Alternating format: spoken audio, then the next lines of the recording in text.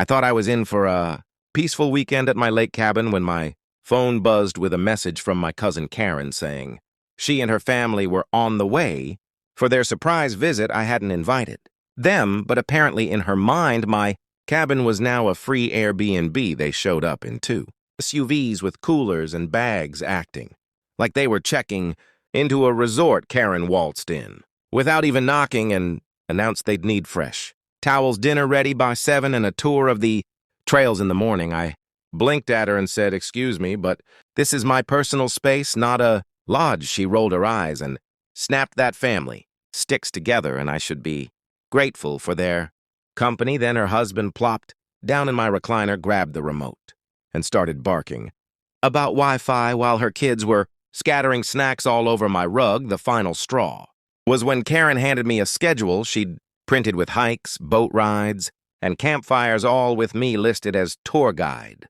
I calmly folded the paper, handed it back, and said, "Nope, that's not happening. This is my weekend to rest, and I'm not your concierge." She went red in the face and called me selfish, entitled, and ungrateful for not giving her family the experience they deserved.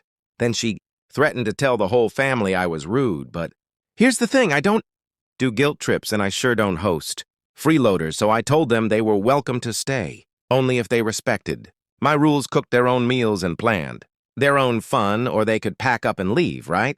Now, at first they thought I was bluffing, but when I turned off the TV, pulled the keys from the boat, and went back to reading on my porch, they realized playtime was over. Karen stomped and screamed that I ruined their retreat. But by then, even her kids were whining that they wanted to go home. Within an hour, they piled their bags back into the SUVs and peeled out without so much as a goodbye. And you know what? The silence that followed was the sweetest sound I've ever heard. Sometimes the best revenge is refusing to play along and letting entitled people drown in their own expectations. So if you loved seeing a Karen family implode, smash that subscribe button right now, because the next story will be even more outrageous.